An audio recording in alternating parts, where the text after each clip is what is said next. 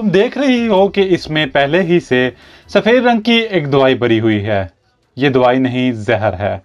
ऐसा जहर जो इंसान के जिस्म में दाखिल होते ही इसके असाबी निज़ाम को तोड़ फोड़ कर 1 सेकंड के अंदर अंदर इसे मौत की नींद सुला देता है। तुम्हें ये इंजेक्शन अपने पास छुपा कर रखना होगा। तुम अस्पताल जाकर इन कमांडोज को अपना आप दिखाते हुए इनके सामने से इस तरह गुजरोगी जैसे तुमने इन्हें नहीं देखा।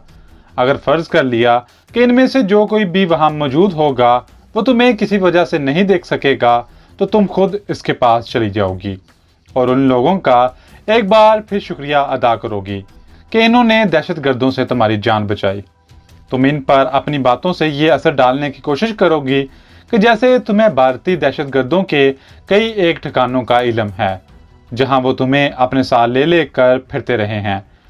वो लोग तुमसे ये तमाम मालूमात हासिल करने के लिए बेताब हो जाएंगे और मुमकिन है तुम्हें अपने साथ भी चलने के लिए कहें, लेकिन इनके साथ जाने से पहले तुम्हें यह मालूम करके कि जमुना दास किस वार्ड में है वहां जाकर इसको ये इंजेक्शन लगाकर इसका काम तमाम करना होगा। अगर फर्ज कर लिया कि तुम्हें इस वक्त जमुना दास के करीब जाने और इसे हलाक करने का मौका नहीं मिलता, पुलिस कमांडो के साथ जहां वो ले जाएं चली जाओगी। तुम एक तो इनकी दहशतगर्दों यानी हमारे खिलाफ जो भी सरगर्मियां और स्कीमें हैं वो मालूम करके हमें इनसे आगाह करोगी और दूसरे खुद इनके कमांडोज के बारे में मालूमात हासिल करोगी कि वो कहां कहां पे रहते हैं, ताकि हम वहां वहां जाकर इन्हें कत्ल कर दें। बाकी तुम तरबियत याफ्ता दहशतगर्द औरत हो, तुम्हें खुद मालूम है कि तुम्हें और क्या कुछ करना है। राम दुलारी ने कहा, अगर फर्ज कर लिया कि अस्पताल में मुझे इन लोगों में से कोई भी नहीं मिलता तो उस सूरत में मुझे क्या करना होगा। मुकुंद लाल ने जहरीले इंजेक्शन को टिश्यू पेपर में दोबारा लपेटते हुए कहा, इस सूरत में तुम यहाँ वापस आ जाओगी और दूसरे दिन फिर अस्पताल जाकर इन पुलिस कमांडोज का सुराग लगाओगी। वो लोग अभी अभी जमुना दास को अस्पताल लेकर गए हैं। मुझे यकीन है कि जिन 6-7 पुलिस कमांडोज को तुमने देखा है और जिन्होंने तुम्हें देखा हुआ है, इनमें से कोई ना कोई जरूर अस्पताल के किसी वार्ड में होगा। बल्कि जहां तक मेरा ख्याल है, ने जमुना दास को किसी स्पेशल कमरे में सख्त हिफाजती इंतजामात के तहत रखा होगा। यह अस्पताल ज्यादा बड़ा अस्पताल नहीं है, वहां 6-7 ही प्राइवेट कमरे हैं।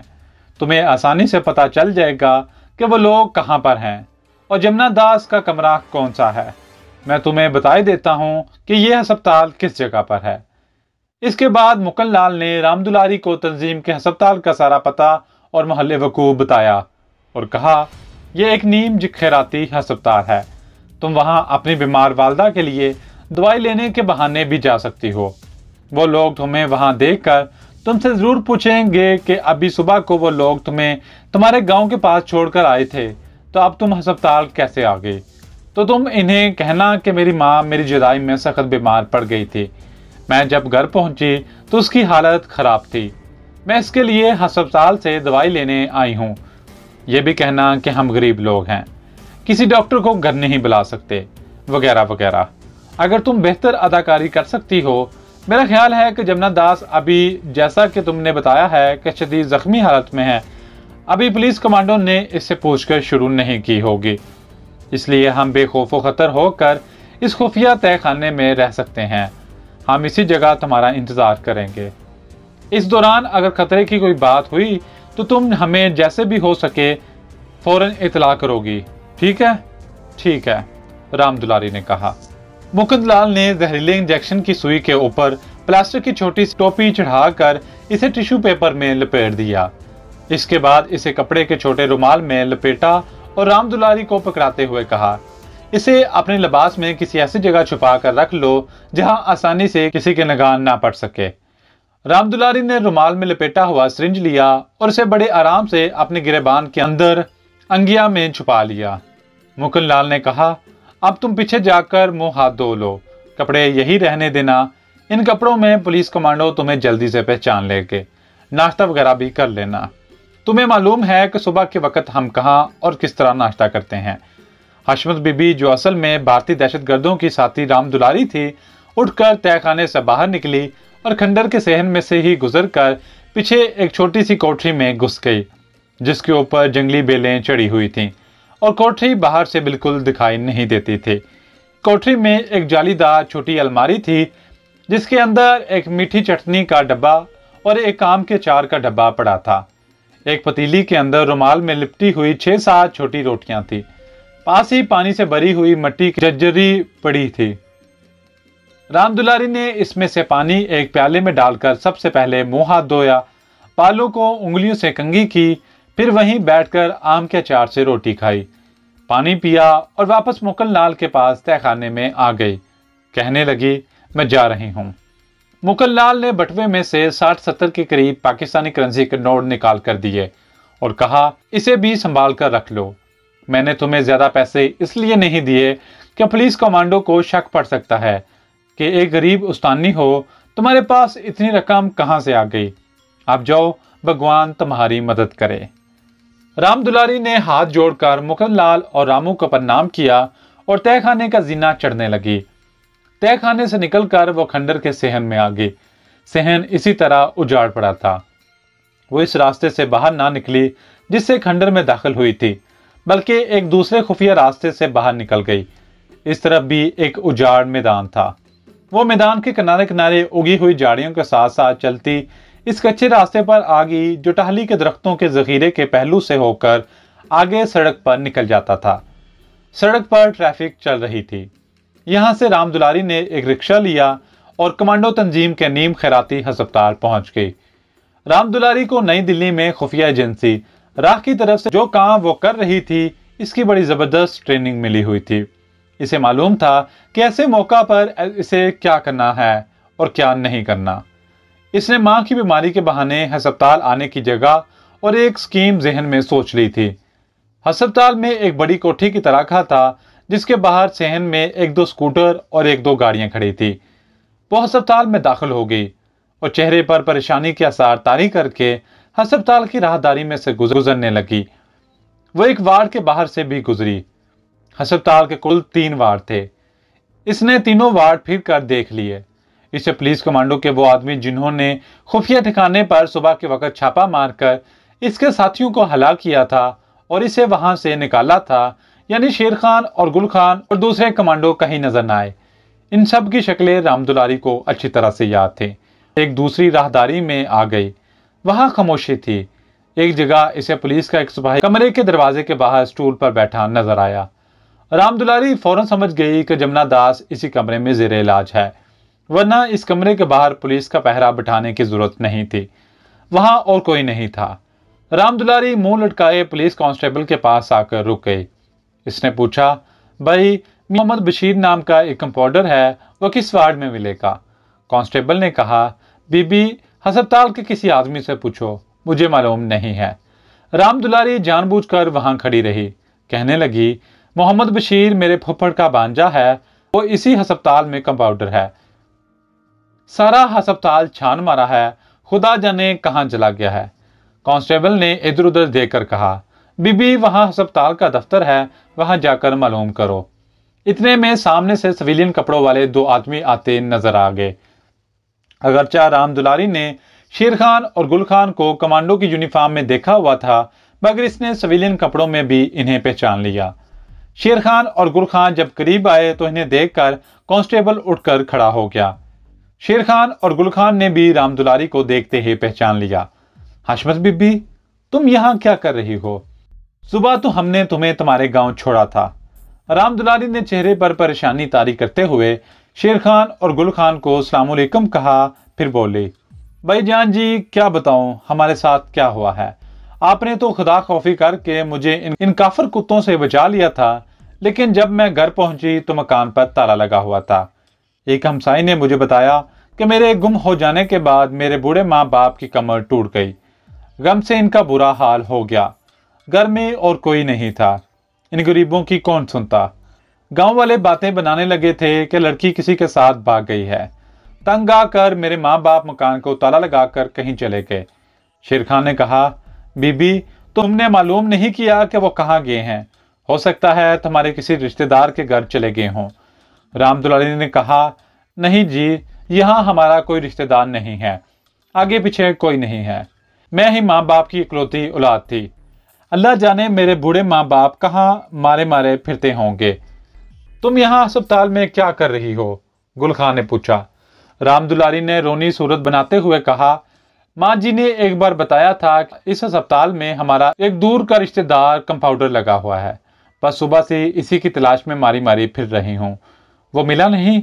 शेर खान ने पूछा। रामदुलारी ने कहा, जिससे पूछती हूँ वो यही कहता है कि इस नाम का यहाँ कोई कंपाउंडर नहीं है। इसका नाम मोहम्मद बशीर है। भाई तुम्हारी मेहरबानी होगी तो मुझे मोहम्मद बशीर का पता कर दो। अगर वो ना मिला तो मैं कहाँ जाऊंगी? गांव वाले तो मुझे अपने मकान में घुसने नहीं देंगे। वो कहते हैं कि मेरी वजह से सारे गांव की बदनामी हो गई। शेर खान ने पहरे पर खड़े हुए पुलिस कांस्टेबल से कहा कि वो अस्पताल के दफ्तर में जाकर मोहम्मद बशीर कंपाउंडर के बारे में पता करे। कांस्टेबल राइफल संभालता एक तरफ चल दिया। शेर खान ने रामदुलारी से कहा, हशमत बीबी यहाँ स्टूल पर बैठ जाओ। रामदुलारी, या अल्लाह मेरे गुनाह माफ कर दे, कहती हुई स्टूल पर बैठ गई और थोड़ी सी गुस्सीली आवाज बनाकर पूछने लगी, वो कुत्ता काफिर जिसको तुम अस्पताल लेकर गए थे मरा है कि नहीं? शेर खान ने कहा, वो अभी जिंदा है लेकिन बेहोश पड़ा है। रामदुलारी ने हाथ जोड़कर वास्ते ले डालते हुए कहा, तुम्हें मेरे खुदा का वास्ता है, इस काफिर कुत्ते को जिंदा ना छोड़ना। फिर वो हजारों कतार झूठे आंसू बहाने लगी। बोली, इन काफिरों ने मेरी इज्जत खराब की है। खुदा जाने मुझे कहां कहां लेकर फिरते रहे हैं। इनके आदमियों ने हर जगह मेरी इज्जत लूटी है। मैं इन्हें कभी माफ नहीं करूंगी। और रामदुलारी हिचकियां लेने लगी। वो बड़ी माहिर अदाकारा की तरह अदाकारी कर रही थी। शेर खान ने कहा, बीबी तुम फिक्र ना करो, हमने कुछ तो मार दिए हैं, बाकी काफिरों को भी खत्म कर देंगे। गुल खान ने पूछा, बीबी ये लोग तुम्हें कौन कौन से शहर में लेकर गए थे? क्या तुम्हें कुछ याद है? रामदुलारी ने दुपट्टे से अपने आंसू पोंछते हुए कहा, मुझे तो छुपा कर रखते थे, बंद गाड़ी में फिरते रहते थे। इतना याद है कराची भी गए थे और एक बार रावलपिंडी भी मुझे लेकर गए थे। हर जगह इन काफिरों के साथ ही खुफिया जगहों पर मौजूद होते थे। शेर खान ने अंग्रेजी में अपने नायब गुल खान से कहा, इस औरत से हमें बड़ी मुफीद मालूमात मिल सकती हैं। मेरा ख्याल हमें इसे हेडक्वार्टर लेकर चलना चाहिए। रामदुलारी अंग्रेजी जुबान समझती थी। वो भी यही चाहती थी कि इनके साथ जाकर इनका हेडक्वार्टर देखे, इनका भरपूर एतमाद हासिल करे और दहशतगर्दों के खिलाफ जो भी मनसूबाबंदी कर रहे हैं इनसे मुकन लाल को आगाह कर दे। जहां छापा पड़ना हो इन्हें पहले से मालूम हो जाए और वो वहां से फरार होकर किसी दूसरी जगह चले जाएं। इतने में पुलिस कांस्टेबल वापस आ गया। इसने बताया कि अस्पताल के दफ्तर वाले कहते हैं कि मोहम्मद बशीर नाम का कोई कंपाउंडर अस्पताल में नहीं है। रामदुलारी ने अपना सर दोनों हाथों में पकड़ा और रोते हुए बोली, हाय अब मैं क्या करूंगी, कहाँ जाऊंगी? मेरा तो इस शहर में कोई भी नहीं है। शेर खान ने कहा, घबराओ नहीं हशमत बीबी, अगर तुम चाहो तो हमारे साथ चलो। हमारी एक बहन यहाँ करीब ही रहती है, वहां तुम्हें रहने को जगह मिल जाएगी। जब तक तुम्हारे माँ बाप का कुछ पता नहीं चलता तुम आराम से वहां रहना। वहां तुम्हारे आराम का हर तरह से ख्याल रखा जाएगा। रामदुलारी ने महसूस कर लिया था कि इस वक्त वो जमुना दास को जहरीला इंजेक्शन नहीं लगा सकती। ये इसे मालूम था कि वो अस्पताल के इस कमरे में ज़ेरे इलाज है, लेकिन कमरे के बाहर पहरा लगा था। इसने यही सोचा कि फिलहाल वो शेर खान वगैरह के साथ चली जाती है। इसके बाद दूसरे दिन कोई बहाना बनाकर अकेली अस्पताल आएगी। पुलिस कांस्टेबल ने तो इसे शेर खान के साथ बातें करते देख ही लिया है। वो इसे जमुना दास के कमरे में जाने की शायद इजाज़त देते। इतनी देर में वो जमुना दास को जहरीला इंजेक्शन लगाकर इसका काम तमाम कर देगी। शेर खान ने इसे जो पेशकश की इसके जवाब में रामदुलारी ने बड़े अफसुर्दा लहजे में कहा, आप मेरे बड़े भाई हैं, जैसा आप कहते हैं ठीक है। शेर खान ने कहा, थोड़ी देर यहीं बैठो, अभी चलते हैं। शेर खान और गुल खान कमरे में चले गए। भारतीय दहशतगर्द को अभी तक पूरी तरह से होश नहीं आया था। एक नर्स उसके पास बैठी थी। शेर खान ने धीमी आवाज में नर्स से पूछा, अब इसका क्या हाल है? नर्स ने कहा, सर डॉक्टर साहब अभी चेक करके गए हैं, मेरा ख्याल है कल तक इसे होश आ जाएगा। शेर खान और गुल खान एक तरफ दीवार के साथ लग कर खड़े हो गए। शेर खान कहने लगा, मेरा ख्याल है हम हशमत बीबी को मिसिज अंजुम के गर्ल्स हॉस्टल में कमरा ले देते हैं। क्या ख्याल है? मेरा ख्याल है यही ठीक रहेगा, गुल खान ने कहा। जब तक शेर खान और गुल खान मरीज के कमरे में रहे, राम दुलारी बाहर स्टूल पर बैठी बड़े गौर से कमरे के बंद दरवाजे का जायजा लेती रही। जहरीला इंजेक्शन इसके गिरेबान के अंदर लिबास के पीछे छुप मौजूद था, मगर इस वक्त इंजेक्शन को इस्तेमाल करने का मौका नहीं था। शेर खान और गुल खान कमरे से बाहर आ गए। इन्होंने दरवाजे के पास खड़े पुलिस कांस्टेबल को हदायत की कि सिवाय डॉक्टर और नर्स के और किसी को कमरे के अंदर ना जाने दिया जाए। फिर राम दुलारी से कहा, आओ हशमत बीबी हमारे साथ। बाहर आकर वो गाड़ी में बैठे और सीधा शहर के एक मॉडर्न कॉलोनी में वाक़या मिसेस अंजुम के गर्ल्स हॉस्टल में आ गए। शेर खान ने राम दुलारी को मिसेस अंजुम के हवाले करते हुए कहा, ये हमारी मेहमान है, ये कुछ दिन आपके हॉस्टल में रहेगी। मिसेस अंजुम अधेड़ उम्र की खातून थी। इसे मालूम था कि शेर खान कौन है। इसने कहा, कोई बात नहीं, इंशाल्लाह इस बीबी को यहाँ कोई तकलीफ नहीं होगी। राम दुलारी भी हशमत बीबी की पूरी अदाकारी कर रही थी। शेर खान की तरफ मल्तजी निगाहों से देखकर बोली, भाईजान जी, मैं हाथ जोड़ती हूँ, मेरे माँ बाप का जरूर पता करा दें। अल्लाह जाने इन पर क्या बीत रही होगी, किस हाल में होंगे। शेर खान ने कहा, हम इनको तलाश कर लेंगे बीबी, तुम हौसला रखो। शेर खान और गुल खान राम दुलारी को मिसेस अंजुम के गर्ल्स हॉस्टल में छोड़कर अपनी तंजीम के हेडक्वार्टर में आ गए और सारा वाकया कमांडिंग ऑफिसर को बयान किया। कमांडिंग ऑफिसर ने कहा, इस औरत की मदद से हमें मुल्क में भारतीय दहशतगर्दों के खुफिया ठिकानों का सुराग मिल सकता है। गुल खान ने कहा, सर हम इसे कल यहाँ ले आएंगे। कमांडिंग ऑफिसर ने कहा, नहीं, यहाँ इसे लाया गया तो हो सकता है वो घबरा जाए, हम खुद गर्ल्स हॉस्टल चले जाएंगे। मिसेस अंजुम के ऑफिस में बैठकर हशमत बीबी से बात करेंगे।